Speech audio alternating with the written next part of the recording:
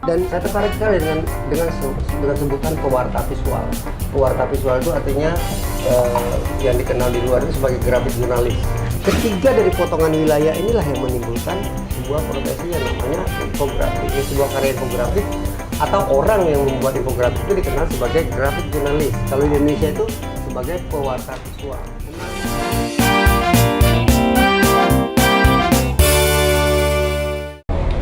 Selamat sore, jumpa kembali bersama saya Usi Samsi di Kopi di Halaman. Kali ini kita kedatangan seorang tamu, yaitu bernama Taufan Arifin, seorang infografik atau infografis.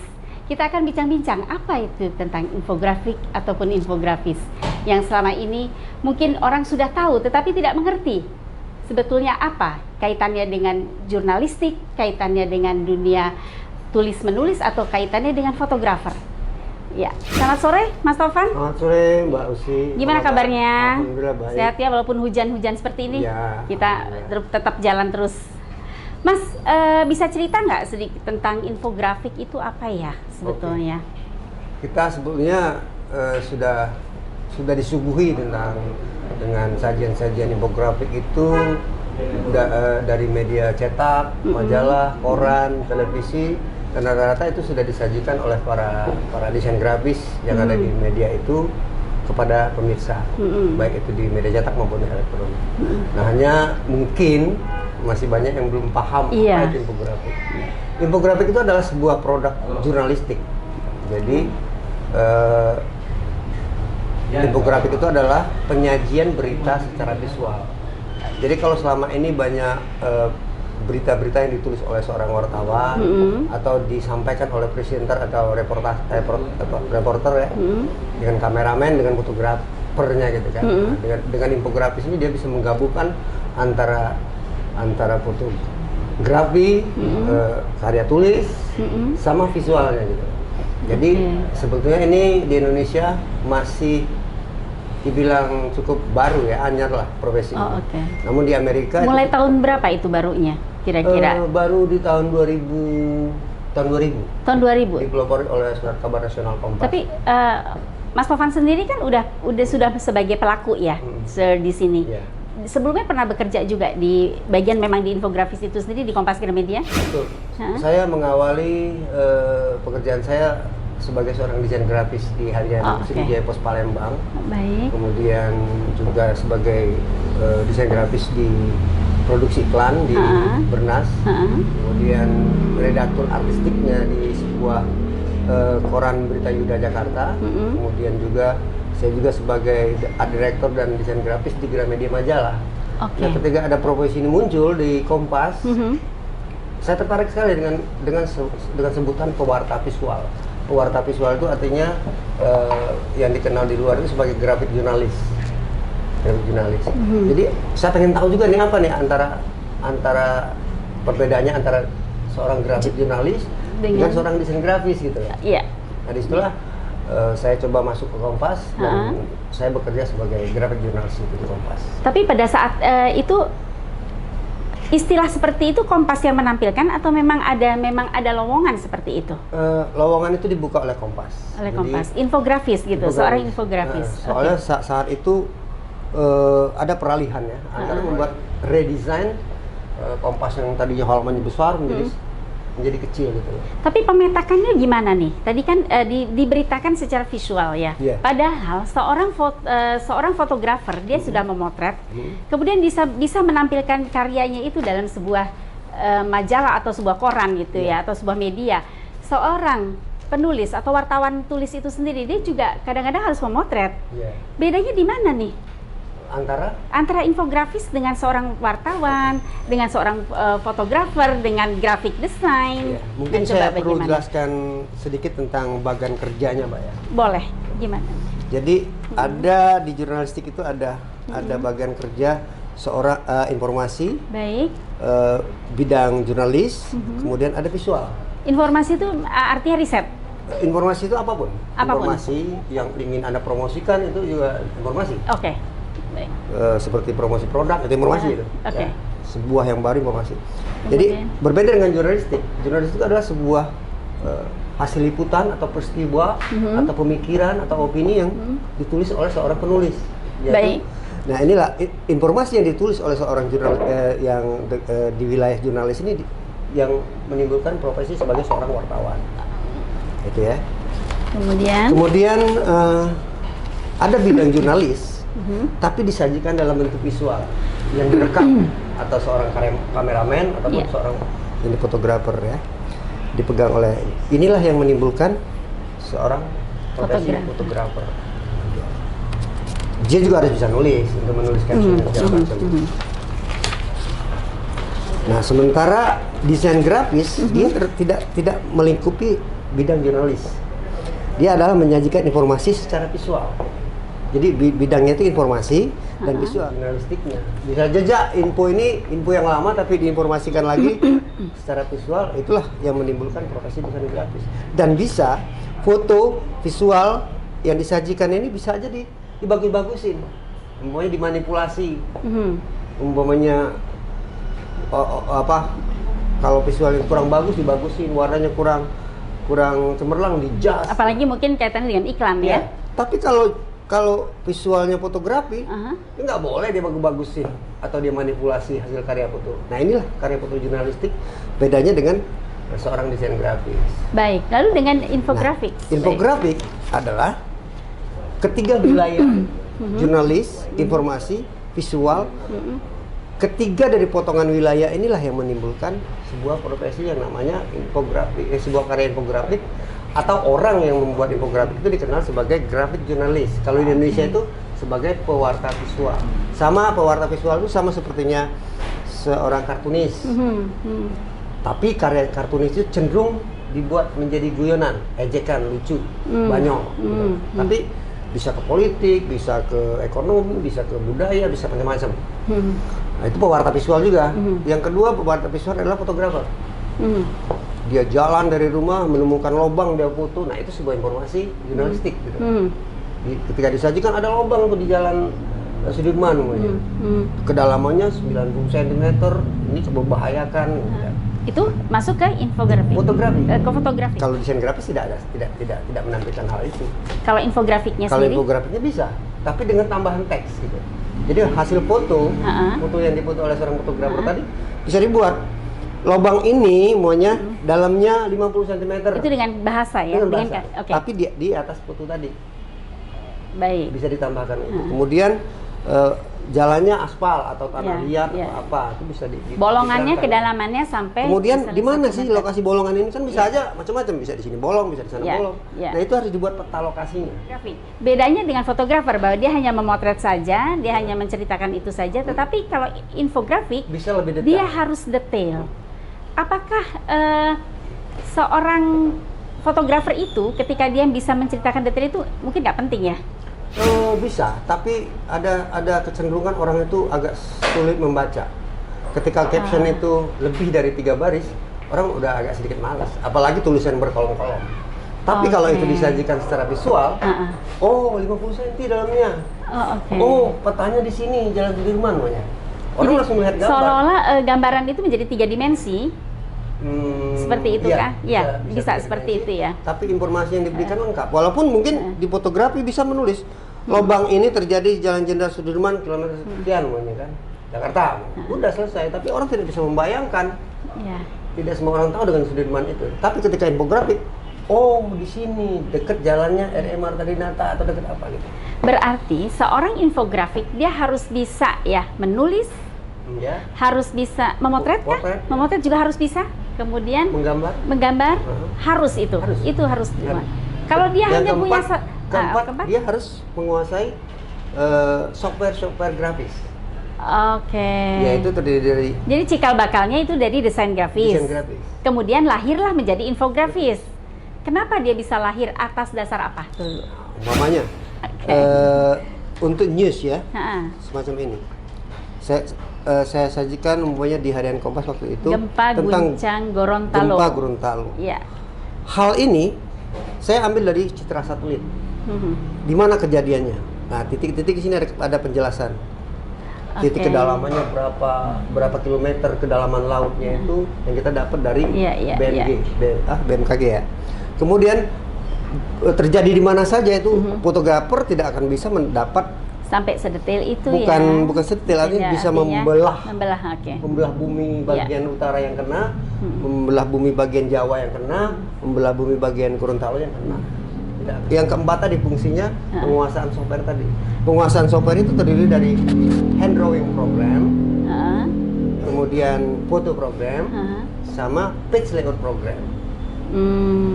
Hasil dari ini meletakkan infografik, meletakkan grafik, meletakkan foto, inilah kerjaan desain grafis. Tetapi seorang infografik dia juga harus bisa dong desain grafis. Pasti bisa. Pasti bisa ya. Bisa. Tapi seorang desain grafis dia belum tentu bisa membuat infografis. Oke, karena syaratnya tadi ya cukup harus bisa gambar, harus bisa nulis, harus bisa detail tadi, harus bisa satu lagi tadi yang dia harus ada turun ke lapangan, harus ada dan wawancara. Kalau misalnya saya seorang wartawan atau seorang fotografer ya, dia sudah membuat seperti itu. Lalu dia ingin membuat infografis, tapi dia sudah bisa bayangkan konsepnya dia ada. Kasih aja seorang desain grafis, bisa nggak? Bisa. Tapi kan artinya kerjasama antara fotografer ini dengan si desain berarti grafis. Itu karyanya siapa? Karyanya berdua. Oh, ya, saya contohkan semacam ini. Nggak bisa karya sendiri ya, karena konsepnya saya. Bisa dikerjakan secara bersamaan atau secara tim. Seperti ini. Karena kejadiannya malam jam 11, padam air ini, kita keburu waktu, sementara deadline kita jam 12 dan jam 1 harus naik cetak. Oke, kita kerjasama sama infografik. Lo bikin gambarnya, gue cari datanya, kita satukan. Ini Taufan dan Gunawan ini. Oke, jadi gitu ya, semacam baik-baik. Jadi bisa dikerjakan secara tim, jadi tidak harus dengan saya sendiri atau seorang personal sendiri yang mengerjakannya, bisa. Apa sih tantangannya menjadi seorang infografis? Itu tadi, seperti pekerjaan wartawan tadi, dia harus bisa mewawancarai, mengkolek data, menggambar, dan tantangannya itu ya karena baru ya mungkin ya, karena baru. Jadi ada hal tantangan tersendiri bagi seorang kayaknya lebih susah ya daripada menjadi mungkin wartawan, karena wartawan hanya nulis aja, mungkin potret nggak harus menjadi kayak orang fotografer. Tapi infografik dia harus bisa nulis, dia harus bisa motret, dia harus bisa tahu softwarenya. Ya capek deh. Gimana itu kerjaannya juga gimana? Emang gajinya gede ya? Seorang infografis itu gimana nih? Berapa nih? Enggak. Mungkin ini buat semangat ya teman-teman ya, karena teman-teman mungkin mau tahu apa sih infografis itu. Perkembangannya sekarang ya, dulu sampai sekarang, dan mungkin di masa datang siapa tahu bisa menjadi suatu lahan yang baru. Di era digital lagi nih misalnya juga. Mungkin bisa ceritain deh kaitannya sama medsos, mungkin gimana tuh? Sebetulnya yang dilakukan oleh media elektronik, televisi, sebuah kejadian peristiwa pada saat itu, mereka sudah langsung bisa menampilkan infografiknya, karena mereka sudah mempunyai data. Kejadian itu dapat dari wartawannya itu. Tuh, dia bisa tampilkan, dan ini profesi ini tidak akan hilang ke depan, menjadi prospektif sekali untuk seorang desainer grafis untuk meningkat menjadi infografis. Hanya saja orang-orang yang mengetahui tentang tadi yang saya jelaskan, wilayah kerja infografik, cara kerja infografik, bidang jurnalistik itu kan tidak mudah. Iya dong. Mudah. Kita belajar aja mungkin harus belajar menulis aja mungkin ada sekolahnya. Ya, fotografer ada sekolahnya, desain grafis ada sekolah, infografis ada sekolahnya nggak? Belum ada. Terus gimana dong kalau nggak ada sekolahnya nih? Itu kebetulan. Jadi berarti harus memperkaya sendiri atau belajar sendiri? Belajar, enggak. Memang kalau di luar negeri, di Italia, di Amerika itu profesi ini sudah berlangsung 40 sampai 50 tahun sebelumnya. Di infografik itu harus akurat ketika orang berdiri dibandingkan dengan sebuah genset maunya. Yang ukurannya 1 meter itu harus sesuai dengan jaraknya orang itu berdiri 1,70 meter dengan ini. Nah, kalau di desain grafis kan tidak mementingkan itu. Bisa saja orangnya dari jauh, gambarnya besar. Nah, perbandingan itu yang harus sesuai. Atau skala yang kayak gini. 1 kilometer dari sini ke sini itu berapa? Itu harus dihitung ya? Harus ada skala. Duh, ini mumet juga ya. Harus harus bisa hitung-hitungan lagi. Nah, belum lagi data statistiknya, Mbak. Semuanya pemilihan presiden, survei polling, kayak gini nih. Tidak semua grafik itu bisa disajikan dalam bentuk pie semuanya. Pie. jumlah ini nih bisa ada 4 grafik dasar yang data slash itu yaitu grafik pie, grafik batang, vector grafik, garis gitu, sama tabulasi. Ini buat sendiri gambarnya Ya. atau buat dari internet ambil terus ditulis Enggak, sendiri? kita harus buat sendiri. Beneran? Ini karya. Oh. Dan oke. gambar ini kan tidak harus selalu semacam ini. Ini kenapa dengan gear? Ini kaitannya dengan reformasi. Makanya gambarnya gear. Kalau ngomongin soal kue, mungkin gambarnya kue. Ngomongin produksi gandum, mungkin roti bisa dibelah menjadi pie, roti itu menjadi 100%. Makanya data-data ini juga menentukan bentuk grafis mana yang cocok untuk dijadikan sebuah infografis visualnya itu. Jadi tidak sembarangan data kemudian bisa dijadikan grafik pie atau grafik batang atau grafik Ya. demam. Mohon maaf ya, ini sebenarnya profesi ini menurut saya sulit ya. Sulit menurut saya karena di samping harus mempelajari yang 3 hal itu tadi ya, desain, wartawan, jurnalistik Menulis, ya, kemudian menulis, kemudian Memotret, menggambar ya, dan itu lagi. menguasai Menggambar, software gratis. menggambar saja. Kalau orang nggak bisa gambar pasti nggak bisa. Iya, Bener nggak? Iya. Berarti dia nggak bisa dong jadi infografis. Ya, nah disinilah perlunya tim tadi. Umumnya seorang director, gue pengennya disajikan ini tidak dalam bentuk tulisan. Mbak Usi sebagai pemret, sebuah pemret atau redaktur lah di ekonomi. Saya nggak mau nih cuma tulisan dan foto bahwa harga jagung cuman ngambil foto jagung, banyak kan di kebun jagung tampilkan tulisannya harga jagung, ini nggak bisa. Oke. Saya harus tampilkan Oke. nilai infografik. Nah itu direkturnya si pemret ini tadi atau redaktur tadi. Gimana? Apa yang disajikan selain itu? Dibuat tahun sekian, tahun 1990 produksi jagung sekian ton, 95 sekian ton, sehingga ada sajian informasi lain yang didapat oleh pemirsa atau pembaca atau audien. Jadi bukan sekedar pada saat itu saja gitu. Jadi sebenarnya kalau saya lihat ini adalah sebuah karya ya. Sesungguhnya ini bisa dipamerkan dong ya? Sudah. Kalau di Kompas itu pernah berpameran tentang infografik di Bentara Budaya Jakarta. Tahun berapa ya itu? Tahun 2015. 2015. Oh, oke. Di sini ya kan kalau misalnya kita ambil dari internet, tadi ya dibilang dari internet gambar orang nih. Boleh nggak gitu? Bukan sumbernya. Oh, itu Karena aja, harus bisa tahu aja sumbernya. gambar itu atau foto itu atau image itu adalah punya seseorang yang sudah didaftarkan ke Haki. Karena bisa kena Ya. tuntut. Kena hakinya gitu. Mas Tovan, dari pembicaraan kita ini ya, Iya. sebagai seorang infografik ya, kira-kira ini apa yang tantangan terbesar dan kemudian buat teman-teman kalau ingin menjadi seorang infografik?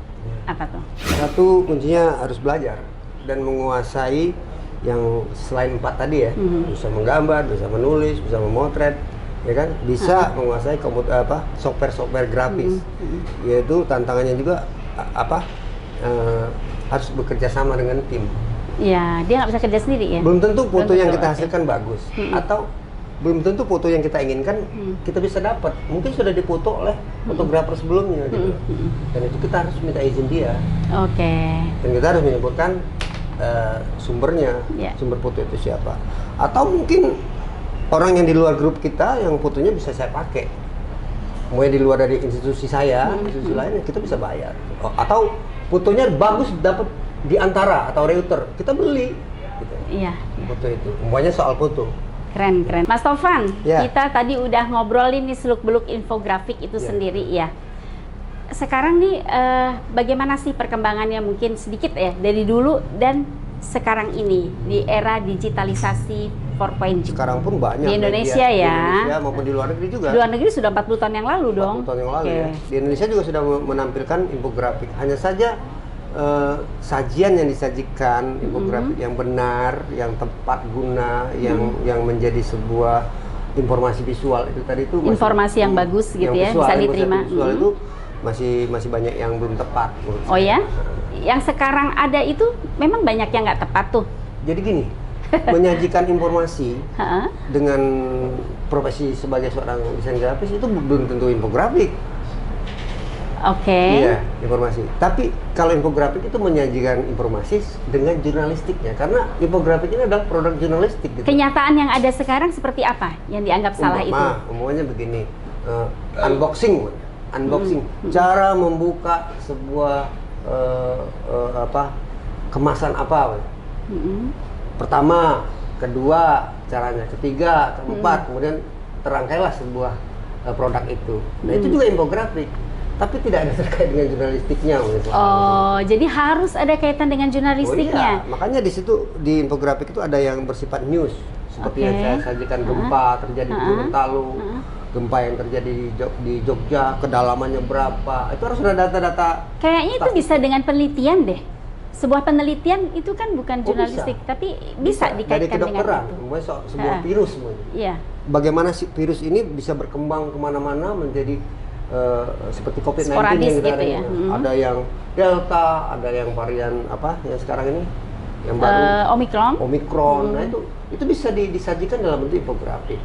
Berapa lama waktunya dibuat tuh virusnya, gambarnya kayak apa, detailnya kayak apa, sel-selnya kayak apa, kayak itu bisa kita dapat dari rujukan dari jurnal penelitian di kedokteran. Dikaitkan dengan dunia media sosial sekarang ini, orang kan lebih sekarang gampang jepret-jepret kamera ya, apalagi handphone ya. Ketinggalan nggak infografis atau menjadi sesuatu yang aneh, atau memang ini tren baru? Tetap update ya, artinya tetap bisa dilakukan itu produk infografik tadi. Hanya saja kelemahannya membutuhkan waktu, tidak seperti jepret-jepret tadi langsung disajikan menjadi sebuah berita atau informasi. Nah kalau gambar itu kan diolah, ada data, ada data statistik, ada kolek gambar itu tidak bisa sembarang gambar kita ambil. Kalau ngambil di Google banyak gambar mungkin. Kita ngomongin soal apa jenis bunga bisa kita ambil. Mungkin bunga gambar yang kita ambil itu punya orang, sudah ada copyrightnya gitu loh. Itu bisa bahaya. Mengamati nggak ada memang dari sekian banyak orang ini, atau di Indonesia ataupun di luar negeri, yang membuat karya infografik di media sosial atau di Instagramnya atau apa, ada nggak memang? Ada, seperti apa kejadian peristiwa demo kan, atau bencana alam, itu pasti ada infografiknya. Oke. Yang sudah ketahuan siapa? Misalnya ada nggak yang memang menurut Mas Tovan nih siapa yang bagus gitu di Indonesia? Di Indonesia itu Harian Kompas paling tepat dan benar dan cepat. Gitu. Masih the best ya Harian Kompas. Dalam menyajikan infografik secara benar ya. Iya. Jurnalistik tadi gitu loh. Kaidah jurnalis itu ada di situ. Oke, kita nggak menyebutkan harian lain, tetapi yang mungkin ada yang kurang gitu ya, ada yang tidak tepat di sana. Ada yang kurang pas mungkin. Ada yang kurang pas seperti tadi itu. Ketika melihat sesuatu yang nggak pas itu sendiri, apa yang dirasa sama Mas Tovan? Ya, ganjil aja, kayaknya saya, pengen banget ngasih tahu gitu loh. Data yang lu dapetin dari mana gitu loh. Kalau dikomparasi bisa nggak? Tahun berapa? Terus gambar yang lu sajikan ini nih.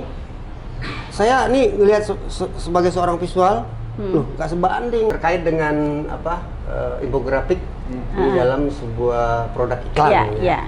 Itu saya ambil sebagai contoh sebuah handphone. Handphone ini kita nggak nyebutin merek ya, mungkin keluaran terbaru atau seri 3 namanya kan. Seri 3 ini ukurannya 8 cm kali 18 cm. Nah, untuk ukuran 18 cm kali 8 cm tadi tidak semua orang terbayang sebesar apa. Tidak terbayangkan, orang yang bukan orang visual tidak terbayangkan ukuran sebesar apa. Nah, untuk menampilkan iklan infografik tadi harus ada pembanding. Gambar handphone ini disandingkan dengan sebuah produk yang familiar, korek sebesar ini. Disandingkan berhadapan begini, sehingga orang tahu, oh lebih besar dari korek, 3 kali korek punya lebarnya. 1,5 kali korek api panjangnya. Nah, gambaran-gambar ini tidak boleh harus disajikan kalau di infografik. Tapi kalau di desain grafis, kalau di fotografer aja kan bisa motret-motret kayak gitu, udah kelihatan orang juga ngeliat dari fotografer. Dari fotografi maksudnya. Ya, tapi kan orang tidak bisa terbayangkan besar apa kalau tidak ada pembanding. Iya. Jadi kalau ada pembanding ini orang langsung tahu, oh sebesar ini, 2 kali ini gitu. Kalau fotografi tadi bisa dapat ukuran, tapi tidak terbayangkan ukurannya, tidak ada pembanding. Nah, kalau di desain grafis ini bisa dibuat lebih fantastis lagi. Warnanya bisa dikeluarkan, lightingnya. Itu nggak perlu ya? Di infografik nggak perlu. Itu tidak disarankan, karena akan menipu pemirsa terhadap produk itu. Kalau di iklannya sih boleh dipakai untuk infografik, untuk iklan gitu, boleh. Untuk memperjelas ya. Iya. Baik. Kalau misalnya ya, itu detail banget kan ya. Menurut Mas Tovan, anak-anak muda zaman sekarang ini kelihatannya gimana? Mau dengan infografik ini mereka tertarik nggak? Aku rasa tertarik. Hanya saja mereka belum tahu di mana mereka tempat mau bertanyanya di mana gitu. Oh, nggak ada sekolahnya sih? Iya. Mau bertanya ke siapa? Kemudian batas-batasannya itu apa saja? Bertanya kemana? Dan yang mengkoreksinya siapa? Ya, itu kan yang penting. Harus ada yang mengkoreksinya. Iya. Lu salah, lu benar, lu tepat, lu kurang tepat. Ini harus ada. Tapi kan seorang infografik sendiri itu kalau nggak ada sekolahnya, dia juga otodidak. Otodidak kan dia belajar, ya kan? Enggak, kalau artinya tidak ada panduan siapa nih yang memang menjadi gue tempat bertanya gitu loh. Kalau di tempat institusi saya dulu, memang mengundang para pelopor-pelopor yang di Amerika, datang ke Jakarta. Jadi memang orang-orang asing datang ke sini yang lebih dulu membuat infografik itu ke Indonesia. Dan kebetulan saya ada di institusi itu, saya belajar dari mereka. Oh, beruntung ya kalau gitu. Alhamdulillah. Oke. Ada nggak mimpi seperti itu untuk sekarang ini, untuk menggairahkan anak-anak muda belajar selain daripada jurnalistik, infografik itu sendiri, atau gimana caranya? Ada nggak keinginan seperti itu? Memang perlu sebuah edukasi ya, semacam acara kita ngobrol di Kopi Halaman ini sebuah ruang yang memberikan edukasi kepada mereka bahwa ada profesi yang bagi yang mempunyai talenta semacam itu bisa melakukan hal ini. Ya, memang tidak bisa meminta semua orang gitu ya. Memang ini sangat spesial banget ya, saya kira. Seperti seorang wartawan itu dari sekian ratus yang kita terima namanya, belum tentu sekian ratus itu menjadi wartawan semua. Ada yang nanti ketika masuk kelas roboh, rontok. Ketika dia diterjunkan ke lapangan rontok juga. Ketika dia disebar ke seluruh daerah rontok juga. Jadi tersaring dengan sendirinya. Seorang jurnalis itu nggak bisa, walaupun dia keinginan menjadi jurnalis. Apa kesenangan? Kesenangan yang kepuasan tersendiri ketika menyelesaikan sebuah infografik itu sendiri? Ini ya, ada tidak ternilai gitu ya. Begitu itu dibaca, apalagi kita melihat, wah saya baca lu punya kamu kemarin, oh begitu ya, atau kita tidak tahu nih, orang membaca koran yang ada infografiknya, oh begini kejadiannya gitu. Nah ketika kita mendengar persepsi mereka semacam itu, rasanya ada kepuasan yang wah, berarti apa yang saya sajikan berhasil gitu. Itu kepuasannya itu. Dihargai ya di situ ya, jadi orang bukan dihargainya, lebih bahwa mereka mengerti dengan apa yang ingin kita sampaikan. Itu kepuasan yang nggak bisa ternilai menurut saya. Jadi kedepannya nih, kira-kira mau buat apa nih? Buat apa ya? Saya tuh sebenarnya tergantung di Ngopi Halaman ini. Sebenarnya kita mempunyai wadah ya di sini, Kopi Halaman, ngopi di halaman ini. Kenapa enggak? Umumnya untuk memberikan edukasi kepada masyarakat, anak muda tadi ya khususnya tentang infografis ini, bisa saja Ngopi di Halaman ini menyediakan sebuah ruang pelatihan. Mungkin bisa dipertimbangkan apa itu tadi, mungkin bisa bekerja sama dengan industri-industri kali. Tapi saya kira ini nggak menutup kemungkinan ya untuk para periset gitu ya. Bisa juga. Untuk sebuah pengembangan ilmu pengetahuan ya, saintisme bisa. Mungkin saja ini akan banyak dibutuhkan nantinya. Selalu dibutuhkan. Saya ada perbandingan sedikit dengan luar negeri ya, dengan Indonesia. Di luar itu mungkin tenaga kerja untuk membantu rumah tangga itu sangat mahal. Iya. Sehingga ibu-ibu rumah tangga itu dia bisa bekerja sendiri untuk memasang lemari, dia tidak butuh suaminya. Karena apa? Karena ada panduan grafis tadi itu. Cara memasang lemari, cara memasang kursi. Nah itu infografik gitu. Iya, seringkali memang ya. Mereka bekerja sendiri. Kita beli sesuatu kan ada gambar kerangkanya gitu ya. Kita pelan-pelan ya. Kadang-kadang yang malas baca sih, aduh apaan sih kasih anak. Iya. Nah di kita kan cenderung gitu, beli produk gitu, buka langsung tahu-tahu patah, nggak tahu masangnya gitu kan, komplain gitu, hal-hal semacam itu. Dan atau dia nyuruh orang bayar lagi, tolong dong pasangin, tolong dong. Padahal budaya kita sendiri juga belum sih, budaya membaca juga ya kurang itu membaca tadi. Mudah membaca karena kita lebih orang-orang kita tuh lebih suka visual. Lebih suka visual. Ketika apapun yang dicerna dengan baik itu cepat dengar lihat ya. Nah, ini di sini saya jelaskan bahwa ada perbedaan antara berita yang disajikan secara visual dengan berita yang disajikan secara tekstual gitu loh. Nah, secara tekstual itu sering terjadi kesalahan persepsi. Ketika lo menuliskan sesuatu, itu si pemirsa bisa salah persepsi. Karena bahasa namanya. Betul. Kita ngomong aja misalnya di WhatsApp jangan gitu ya. Beda intonasi jangan. Beda, jangan gitu ya, beda ya. Itu beda persepsi. Nah, kalau bahasa visual lu ngomong jangan tadi, Mbak Susi ngomong jangan tadi dikutub sama di sini akan sama. Persepsinya dengan visual, dengan melihat visualnya, jangan berarti ada tanda silang gitu loh. Tidak boleh. Strict gitu ya, udah gitu. Itu perbedaannya ya, menarik sih sebetulnya. Nah, baik, apa yang ingin disampaikan nih untuk buat teman-teman penonton untuk tentang infografik ini, Mas?